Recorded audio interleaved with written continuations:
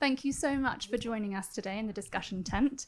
I am really excited that flower farming and agroecological farm flowing is here on the agenda at Groundswell. So thank you so much to Alex and the team, and thank you so much to our wonderful panel for joining me here. Just to set the scene a little bit, I just wanted to find out who you are as our audience. So I've got a few questions. If you wouldn't be happy to do a little bit of arm raising, that would be great. Are there any existing flower farmers in the audience?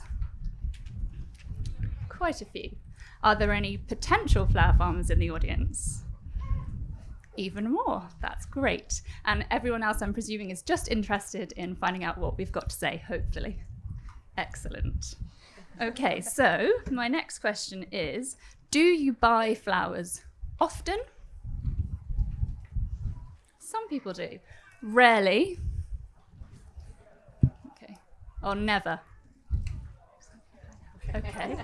If you don't buy flowers ever, is that because you grow flowers or cut from your garden? Yes. Otherwise, if you do buy flowers, where do you buy them from? Do you buy them from a supermarket?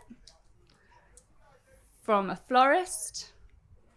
Or from a flower farmer? Okay.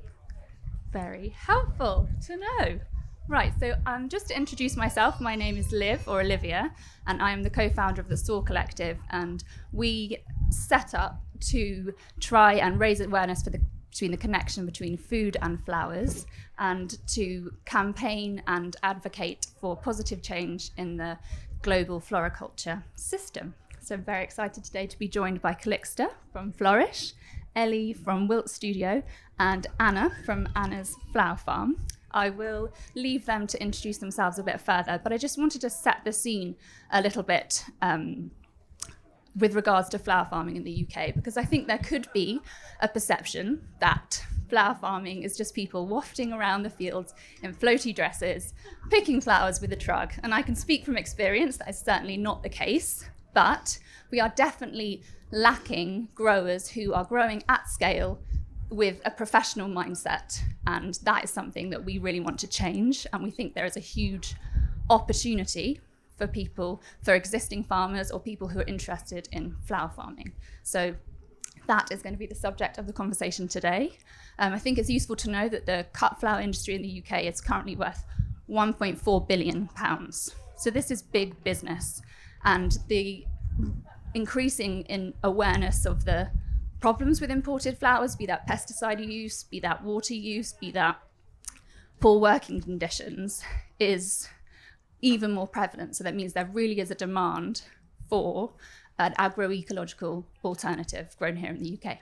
So now I'm going to leave it over to Calixta to introduce herself and where she feels that her agroecological growing fits within the wider regenerative movement and what she feels about the state of the British cut flower growing industry. So no pressure there. But no, there we go. Hello everyone, I'm Calixta. It's nice to see so many people here today. So I started Flourish Produce 7 years ago, and initially we were 2 acres, and as of August we'll be farming 80 acres. We predominantly do fresh produce, so that involves vegetables, herbs, salads and fruit, but over the recent years cut flowers have become a bigger and bigger part of our business. Something that's kind of unusual about our farm is that we started very much based on regenerative practices. So rather than other sort of medium-sized farms who are having to integrate regenerative systems to their already established farm, our sort of setup has had the concepts of, you know, investing in soil health and building in lots of diversity right from the beginning. And that works really, really well with cut flowers because we use agroforestry as a way of our cut flower production. We mix perennial flowers in with the trees and shrubs and fruit that we're growing, as well as having our flower sort of fields integrated in our other crop fields to really sort of expand the diversity of the farm. Another thing that we do and really focus on is the idea of direct sales. So for our fresh produce business, we sell completely direct to restaurants, shops, and to the general public and through our farm shop.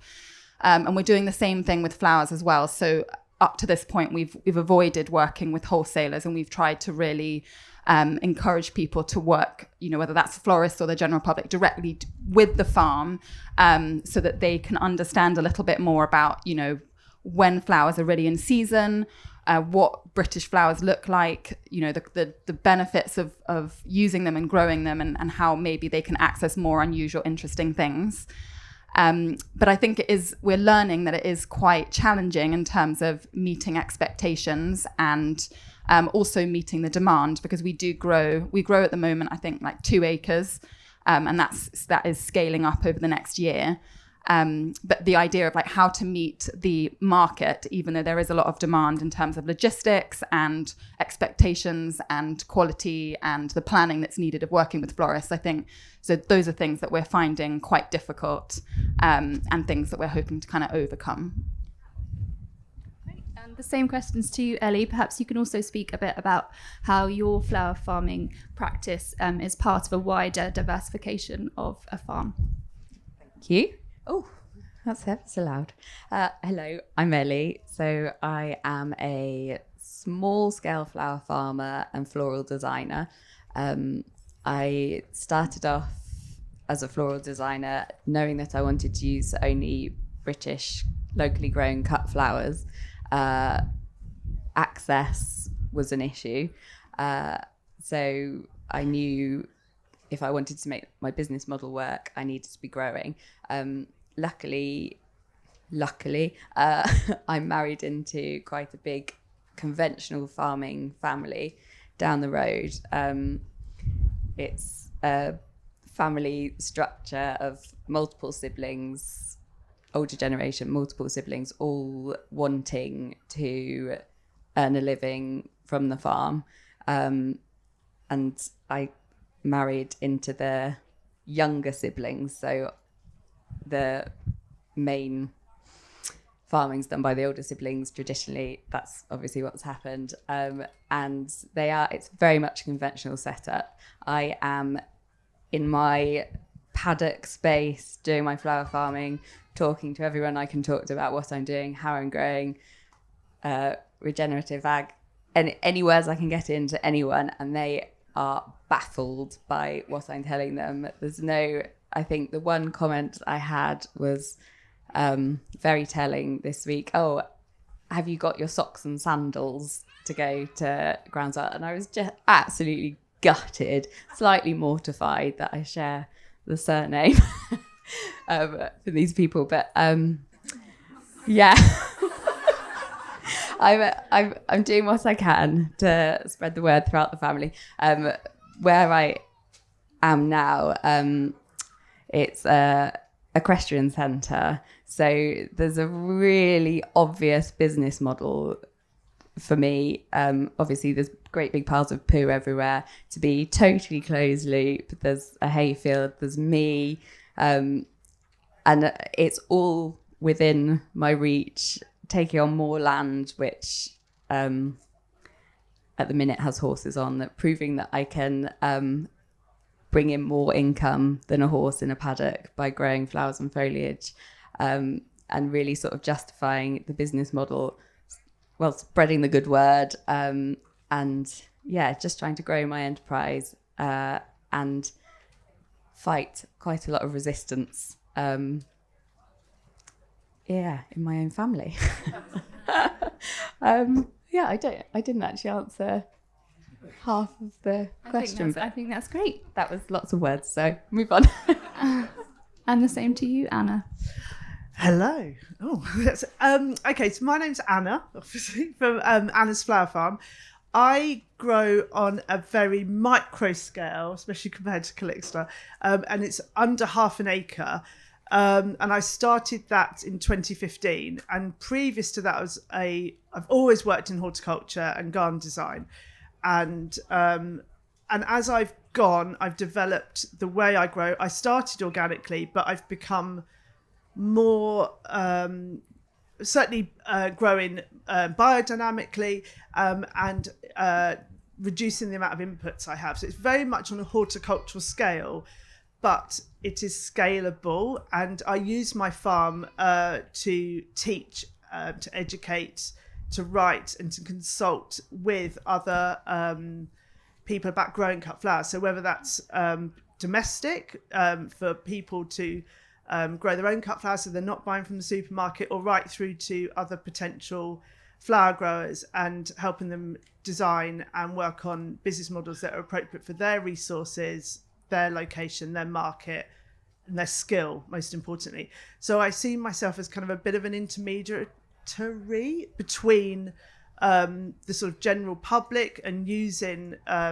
regenerative agricultural terms in a much smaller scale, to see that actually what's done on farms at a much larger scale is totally appropriate for a garden, or vice versa. And the biggest change we can do is to start doing these things in our own spaces, and then hopefully look beyond as to what our choices are with regard to all our purchases and the things we expose ourselves to. And I really believe that getting out, working with nature and growing our own food and flowers really is the beginning of that.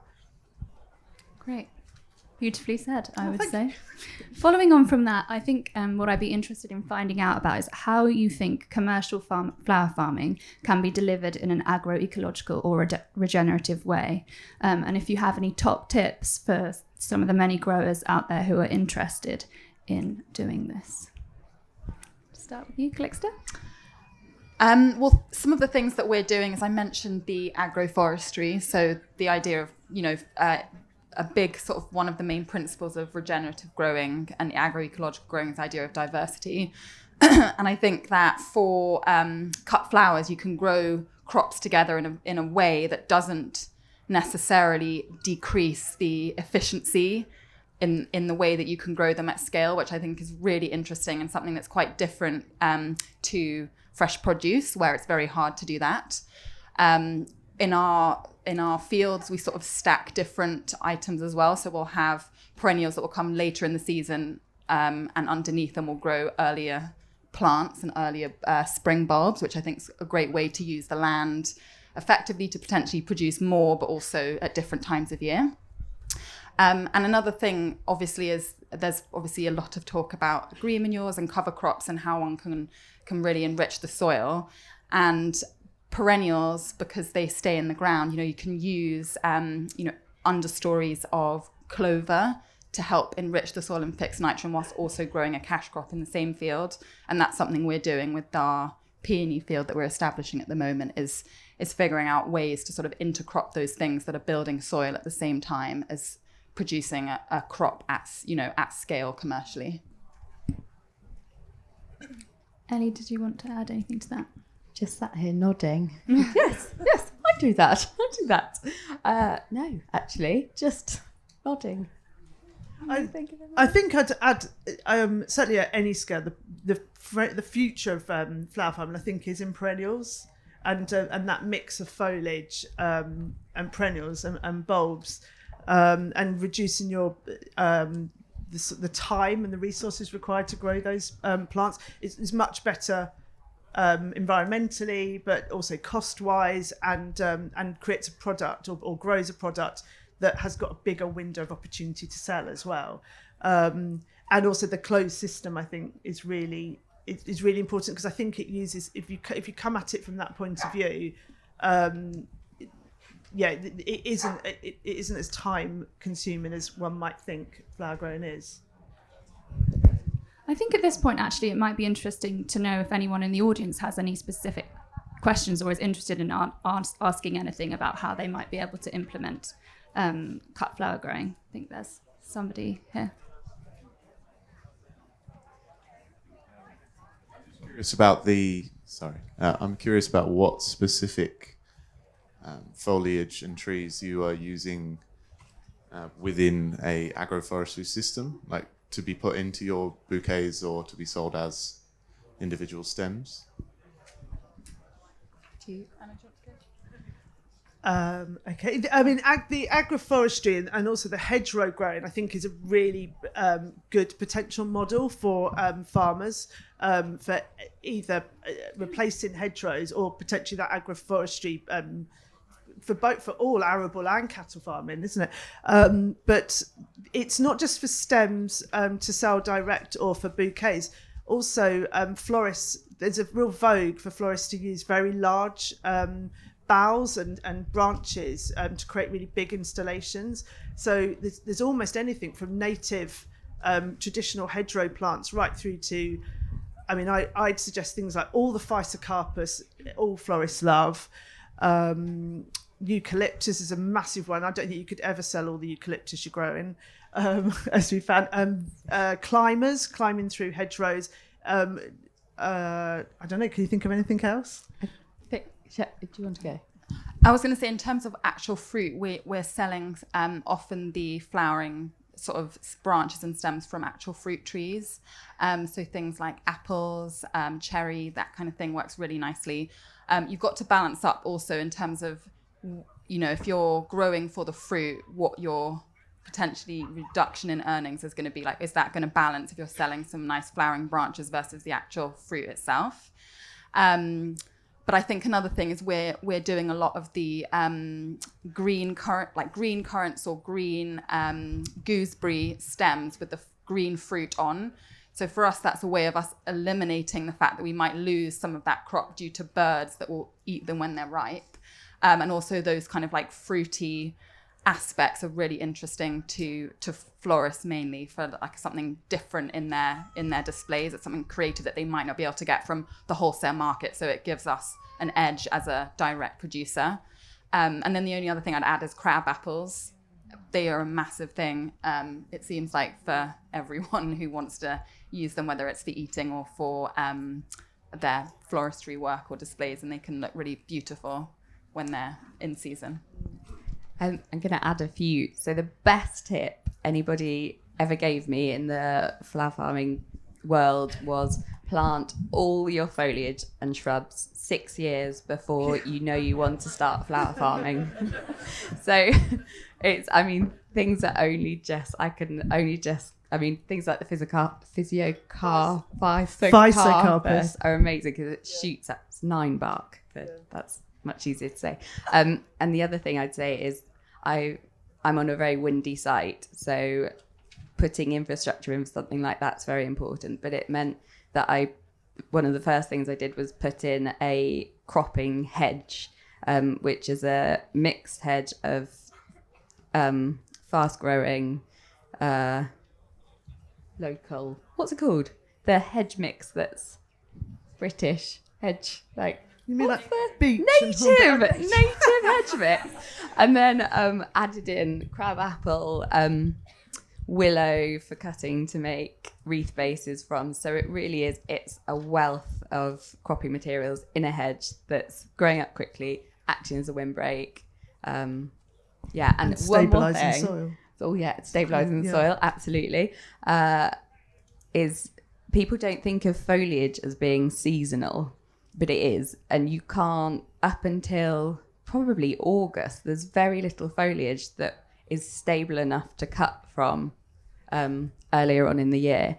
So it's really making sure you look at varieties that are early flowering shrubs so that the leaves are stable enough to cut from in early summer, and then move into later flowering shrubs. And beech is a staple. Obviously, you need to plant that decades ago. But again, we use a lot of it, but this year it's been totally unusable up until now. I'd say the leaves are only just holding their shape. So consider your seasons with your foliage choices as well as your flower choices. Were there any other questions regarding? Hi there. Can you give us a bit of the economics? So if we have a farm and we've been approached by a startup flower farmer who might want to rent some land, like what infrastructure would they need? How would we go about pricing that in terms that they obviously need to get established and start to make some money? And how are you finding that's working? Obviously, hopefully they'll build a great business, but it's getting to that point. Just to understand your question, are you talking about just in terms of base land rent? Or? Yeah, and kind of if there'd been any advice from you guys about how that would enable them to really get started, because I think that's a barrier. Like, you know, when I don't know if you found that or... Finding land full stop is a barrier. That's a really big one. But it's case by case basis, I'd say, because there's all sorts of things to take into consideration. So firstly, where you're located and what kind of market you've got around will really inform that grower as to what kind of crop they're going to grow and who they're going to sell to. You've also got the accessibility and whether or not you're prepared to have public onto that site, or it's just going to be that grower. I think a grower would always want that site to be secure from rabbits and deer. So that kind of fencing. And I know different growers have had arrangements with farm or landowners where they've put the infrastructure in for a reduced rent or vice versa. And who owns that? I think you want really, really robust contracts in place, not necessarily legally, but a real understanding of what each other is, what their boundaries are to that relationship and how long that's going to be. I think a flower grower needs a decent, they need to have a good run at it. You know, you can't just be given 6 months or a year, because some of the crops they'll put in, especially perennial crops, could take years to get to a point with which they're going to start harvesting. And then for land price, I mean, I pay £125 a month for my half acre, but I also have a studio on there and public access, and I've got an incredibly good relationship with my landlady because I think she enjoys the fact that I'm growing on there and what it does for her and her profile. But I don't know what anything you'd like to add. Yeah, I'd just say in terms of what one needs to really set up, it depends what, as Anna said, what crops are going to be grown. But I think for the sort of smaller scale, which I'm assuming you're talking about, it's, you know, water, access to good water with enough pressure to irrigate. I think that's something that's often really overlooked and is completely essential for flower growing, is irrigation. Polytunnel space, potentially, you know, you can get secondhand ones off Facebook Marketplace, but also, you know, they are really expensive to build, even small ones. And I think that's something, whether that's, you know, they're providing or you, is just the fact that structure is quite important for, I would say, commercial cut flowers. And then just protection against deer. I don't know if you touched on that, but I think that's a really big one, or against, you know, rabbits and the wildlife that will definitely have the impact of being able to decimate a site very easily. And then for post-harvest, I think that's something really important, is whether they're going to have like a walk-in fridge or a cooler, whether there's space to, you know, condition and prepare those cut flowers for sale. I think that's, again, sometimes overlooked, but having a really good space and things like concrete floor and etc. is really important for allowing that business to be, you know, commercially viable. I was having lovely beer conversations yesterday, talking about the potential for sharing. So the relevant funding that I looked into that could tie into flower farming, the flower rich grass margins, which at the minute is £798 a hectare. It was a hectare, wasn't it? It's all hectare base per annum. The bumblebird mix, similar, and then winter bird food on arable and horticultural land. I just feel like there's an option for a symbiosis of flower farming alongside a lot of the SFI stuff, and whether there's, obviously it's a way to bring in more income, as arable land is potentially not the biggest earner for renting small patches of arable land, but if it can tie in with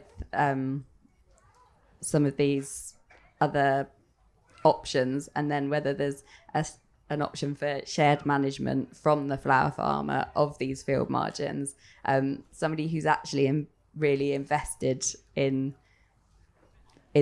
growing wildflowers that they could crop from slightly, but obviously not to the point where it's not providing sustenance for wildlife.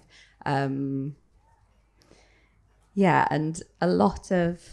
I spoke to quite a few farmers this week who were very, very open to the idea of having a flower farmer on site somewhere. I mean, it's minimal input for them, and ticks are, like you say, the good Yeah, it's a tricky thing box. and when it comes to actually what you're going to charge for that flower farmer, I think there's a sort of how long's a piece of string, because like Ellie's saying, there could be a lot of benefits, and certainly for my landlords, a lot of benefits. I think also potentially farming the unfarmed and pockets that are very difficult for machinery to access. But then there's also it also depends on that landowner, what risk they're taking on if public are coming onto that land. And like you say, that the infrastructure that they're putting and the responsibilities, because I know you don't want anything that's going to add to your workload. But I've seen people being paying like £5,000 a year for an acre or 2 acre. It's just like depending on the location.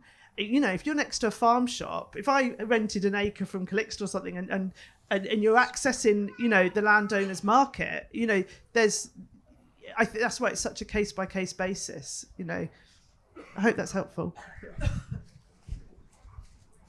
Were there any other questions or other lead? Oh, I can move on. I think there are.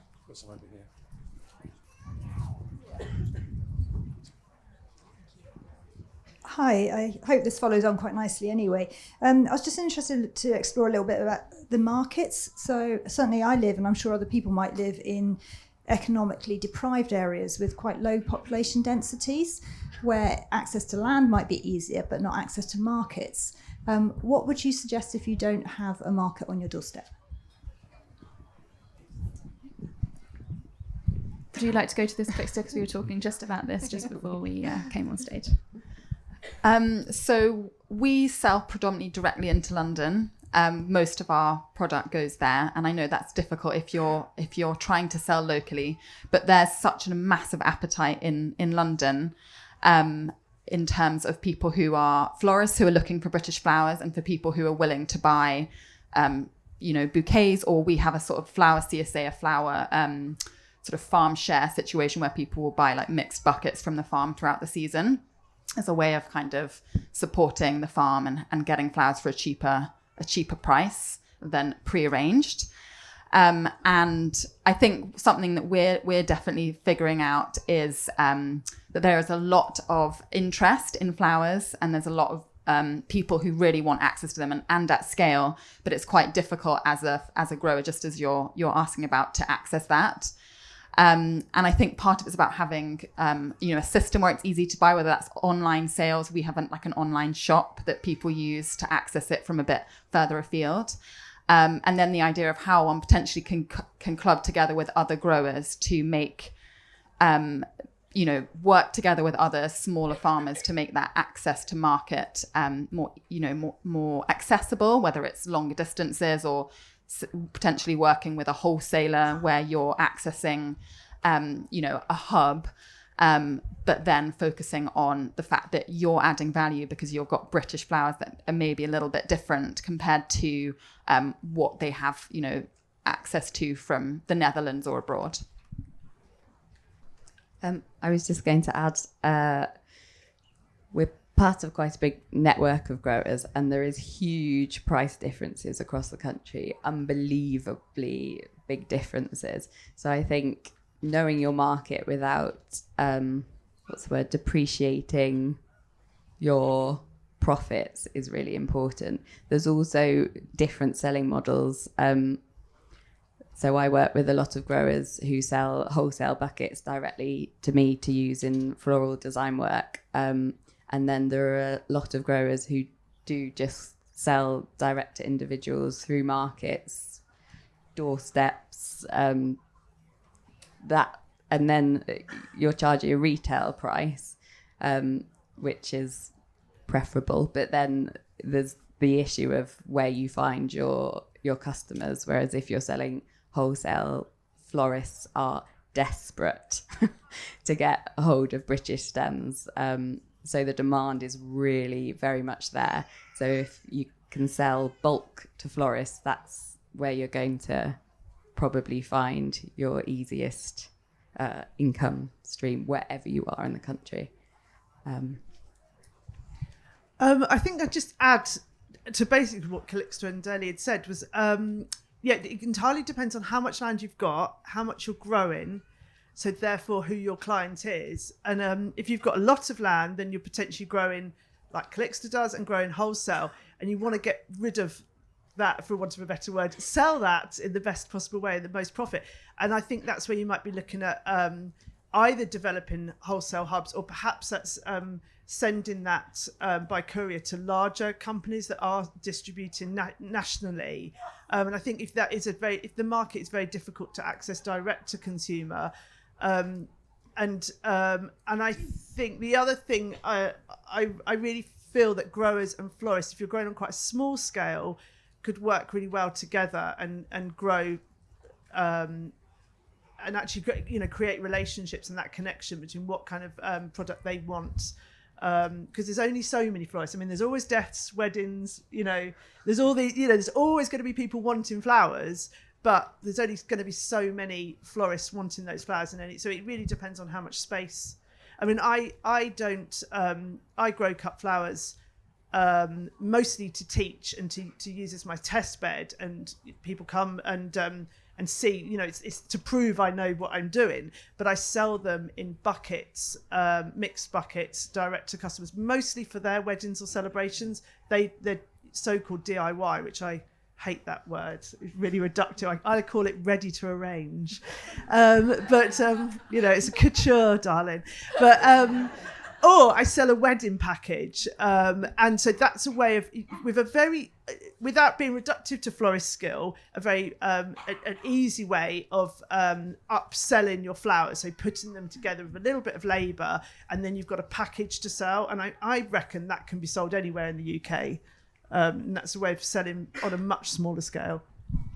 Just to add a few things to that, there are currently quite a few pilots going on around the country for collectives and hubs. So for growers to come together to have a central point for florists to come and collect flowers, because I think that infrastructure at the moment is what really needs working on. But it is happening. These pilots are happening, and there's a lot of interest because the demand is there.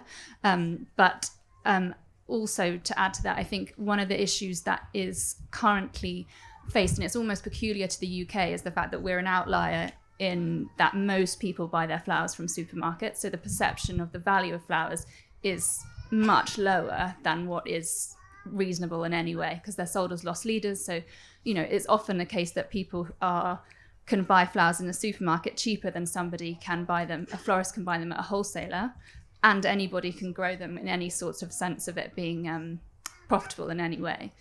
So that is a challenge that we're facing, but I think it's a bit like the movement that we're all involved in being here, and just this is a different product that we are looking to market, and we're looking to sell to people who are buying into those values. They're buying into the fact that their product is, doing something good for the soil, as well as bringing them joy, or joy to the person that they're giving the flowers to. So I think that understanding the value of the product that you're trying to sell, and and finding that market in your area is key. But the demand is definitely there from both florists and from individuals. But those routes to market, that is key. That is what's working. That is being worked on now. But I also think is a lot of where we can learn from the horticulture, from the food produce systems that are in place.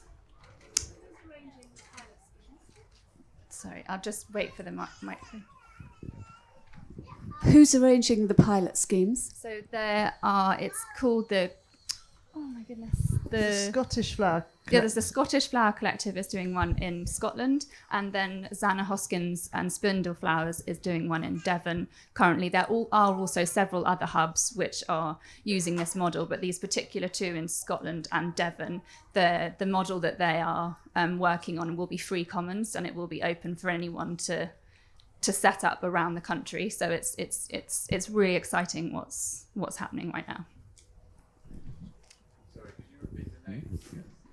The names of so Zanna Hoskins and Spindle Flowers is in Devon, and then it's the Scottish Flower Collective.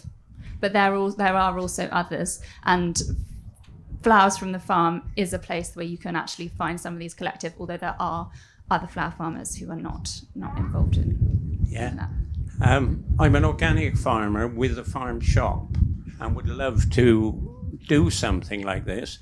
So can it be done organically, you know, because it has to be, yeah.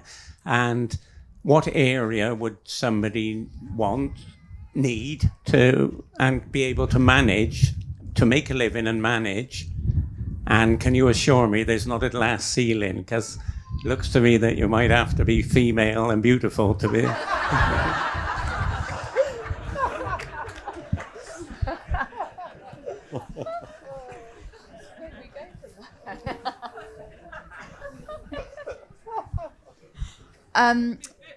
I'll just start with saying that I think the organic thing is really important, because I think that we're organic and we're also biodynamic. Haven't had that certification quite yet, but we're in process of. And I think in our farm shop anyway, we have a lot of people that specifically want and come to us for the fact that we're organic. And I think that for anybody who's considering doing cut flowers as an enterprise, it's very much worth going down the route of being certified, because of the additional demand there is for the certified product, and also that I think it's an easy way to communicate what you're doing with people who might not understand other aspects of regenerative growing. The other thing that we found, at least in terms of our demand in the shop, is that people want things that are familiar. So our mixed bouquets of sort of unusual delights that the florists adore, people don't want those as much. People want really familiar, comforting things.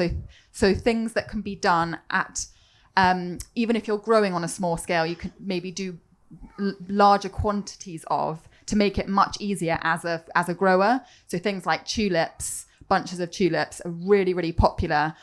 Peonies, super popular. Dahlias, sunflowers, those are all crops that are relatively easy to grow. Great for somebody starting out, other than peonies that do take 4 years to establish. But they sell like hotcakes because they're very, familiar to all. And another thing is that just the labor involved in putting those together from a business perspective is much quicker than the mixed bouquets or the sort of more unusual things. You can just sort of put together like 6 stems and sell it, and it flies out the door. So I think in terms of thinking about what to grow straight in a farm shop, it's what's familiar, and that will also really reduce the costs of production compared to if you're growing more for florists or doing more unusual crops in that regard. And if you're looking for someone to start a flower farm on your farm, next is a networking opportunity. Following on, is it in here? Yeah. Following on in here, where we hope to be able to pair up landowners with potential flower farmers. Yay! So hang around. Yeah, I just add to your point with I think it cannot be, as far as the organic. I think that's a no-brainer. I think it's almost essential to grow cut flowers organically, because they're essential to the agroecological movement in what they bring for soil diversity and beneficial pollinators and wildlife. They support vegetable growing as well. So hopefully that would, am I right in saying that, all sorts of things would be improved on your farm by growing flowers, and it being a revenue stream is an absolute bonus. And it seems obvious if you've got a farm shop, but it cannot be underestimated, the skill that's required. Once you start going for mixed and going for bouquets, but depending on where you're entering that point, and whether or not you want to, if it's just purely for your farm shop, like Calixta said, those familiar bouquets are, I've noticed that it's also different perennials and kind of like what people consider wildflowers, like cornflowers and feverfew and daisies, are really romantic, and they seem to work much better in farm shops, and not necessarily, florists don't want to know about that at all. But the other thing is potentially working with a grower, like Ellie said, and then also pick your own potentially, which can be really good for the community. And whilst you're building up your own knowledge for cutting, that you could sow a field of or plots with these different individual varieties and let customers go wild on there, which is another way of starting to introduce flowers without too many problems involved in not having the skills to begin with. And you don't have the labour of having to pick and pack them, which is the biggest thing, because that is obviously the biggest cost of it, working as an enterprise or not, is the labour. Yeah, and you can just start learning, when do I cut this plant? How long does it last? Where, at what point? Because everything has a different point, and that's a way of selling that product without having that that concern.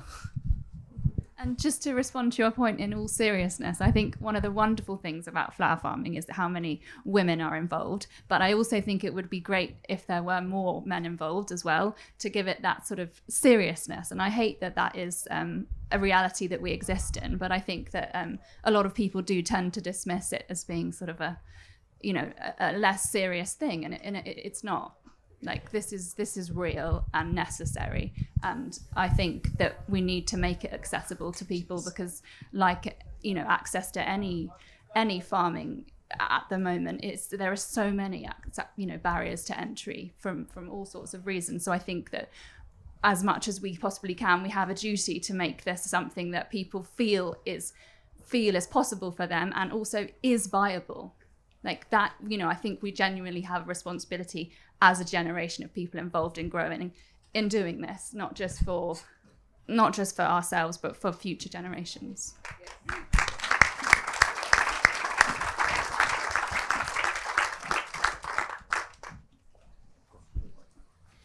We've got a farm just outside Bath, and we're a tenant farm, but we've got permission to do some growing as well. What kind of acreage would we need to set aside for somebody? Because we potentially would have somebody come on grow. I mean, it's not something because I can't grow anything.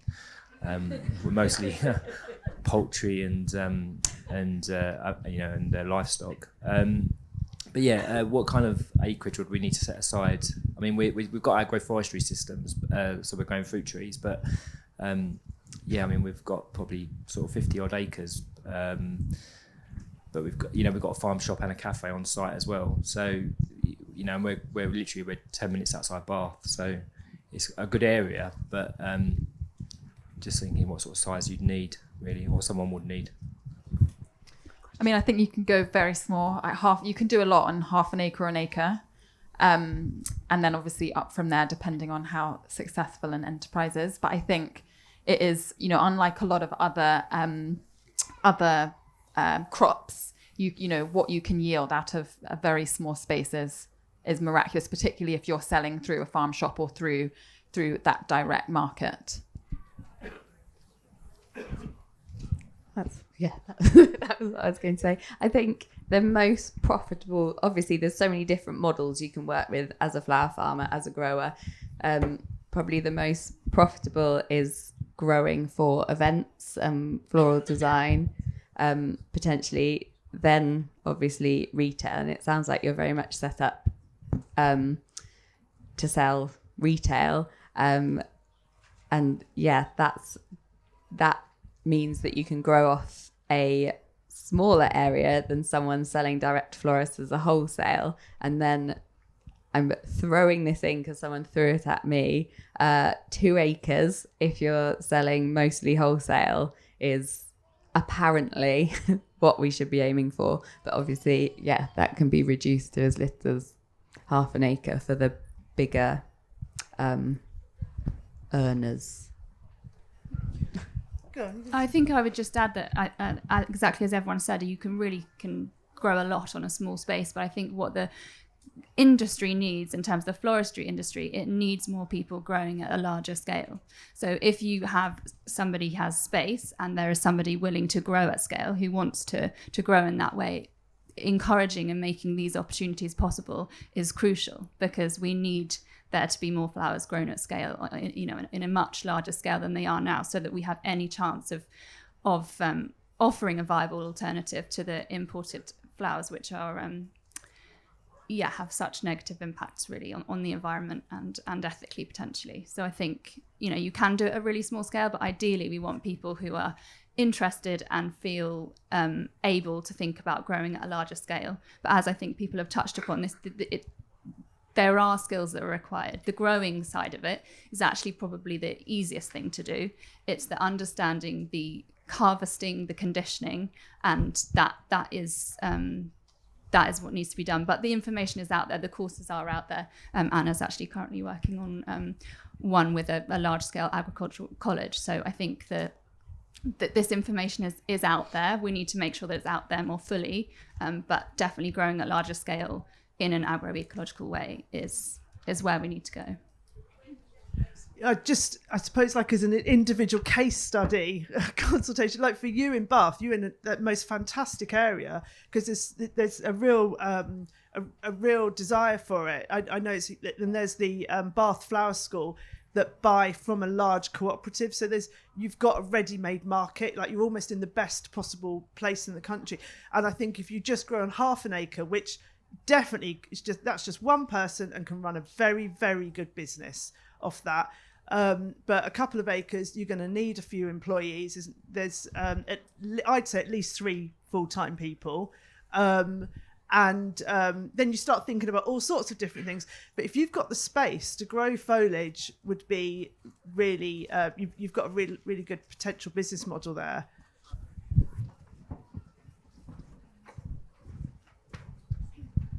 Thank you. Hi, my name's Ellie, and we're taking on a farm in Sherborne in Dorset in the summer, and we've always really looked forward to the idea of having a market garden, growing vegetables, creating a lovely community atmosphere. It's been really interesting hearing you talk, because the overlap between market garden vegetable growing and what you're doing with flowers, I hadn't really appreciated so much. And I'm just wondering to what extent the overlap, or how easy that overlap is in terms of the skills in the people who want to grow, but also the business models. Well, I think the people part of what we're doing is very, very hard. I think that a lot of people are drawn to organic growing of vegetables because they, understand the importance of eating good food and growing good food. And what we found on our farm with our team, we've got about 20 people that work on our farm, is that there's not much interest from the people who want to grow veg to growing flowers. And actually we are, we find people who want to grow cut flowers, but sometimes then there isn't an understanding that it's a commercial operation, it's a business. We need a certain level of productivity, we need a certain level of skill in order to make it work and be financially viable. And so for us, we've separated that out, and we have a flower team, and then the rest of the farm is run and operated in a very separate way, even though all the crops are integrated and it's on the same site. Part of that, again, might be the scale that we are, which means that, we just have so many needs and so many different things going on that we just need a much, much larger team. But I think that this, you mentioned it's a very, growing crop flowers requires a lot of skill. There's a lot of understanding. It's very easy to grow the crop. It's very easy to market that crop, but actually getting a really high quality crop that has a great shelf life and that's going to sell well. And the way that I like to sort of describe it is that anything that leaves the farm is like a representation of the effort and the care that you put into those growing practices. So it's really important that your product is exceptional, because otherwise you're kind of, in a way, letting down all of that care and effort that you've put into growing ecologically in whatever fashion you're doing that. And I think that, the skills of the people needed to do it well can't be kind of underestimated in that regard. Thank you. But geophysically, they're almost in the same location, you're saying. It's just the people. Yeah, so the crops are all mixed together over the farm. Literally, like, there'll be like beds of flowers right next door to the veg, but the teams do not overlap at all because the skills needed. And also, we're running a business where we need a certain level of efficiency. So it's, a lot needs to be done in a time, and sort of, the work is very different how we're operating, at least from the harvesting and conditioning and post-harvest perspective. In terms of actual growing, we have the same machinery that grows the cut flowers in the fields to the vegetables. So that's done integrated by the people driving the tractors. I'm going to be a bit reductive, but say that. So I originally started growing just flowers, but we have I have a studio where I work from, but then also that's where I welcome participants to come. So I run events and all sorts of things around that awareness of that space, and because we cater for our events, we've got an outdoor kitchen. I now grow a lot more vegetables for that purpose. But also, Constance Spry, who's the godmother of flower arranging over 100 years ago, used to use a lot of vegetables in her flower arranging. And more, I use those actually for in buckets and things. And at the weekend, we did a wedding. And just very randomly, the lady we were working with bought some mange tout from her plots to use. And they were the absolute star, like in these bud vases and things. So there's both a story in companion cropping and just how useful, because that's how Calixta and I met, because you were growing flowers purely for that reason. And but then you see that there's that revenue stream, but then also the flowers are so good for growing. You know, there's a reason why allotmenteers have always grown flowers. They don't use that space for, you know, unless it is valuable, and flowers have a very real value on a farm. Yeah, that's to take that a bit further. So they're really useful in every way. Yeah, I think just to add to that slightly, we often say this, that, you know, if you have an apple that's bruised, you can still eat it, you can still cook with it. Unfortunately, it's not the same with flowers, so that is the slight difference in that. Oh yeah, you can still work with wonky stems. I'm not saying it's, you know, that everything has to look perfect, but in terms of the cutting point, you know, it's trickier. But definitely using all vegetables can be used in a floristry context. So everything's fair game. I think, yeah. Last question. Yeah, last question. Pick one. Someone over there who's waving. Here we go. That guy over there. Oh, sorry.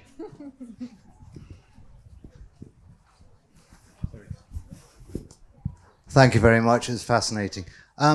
As an organic farmer, I'm Soil Association certified. I've been long aware that the word organic, as it pertains to food production, is a legally defined and certified word.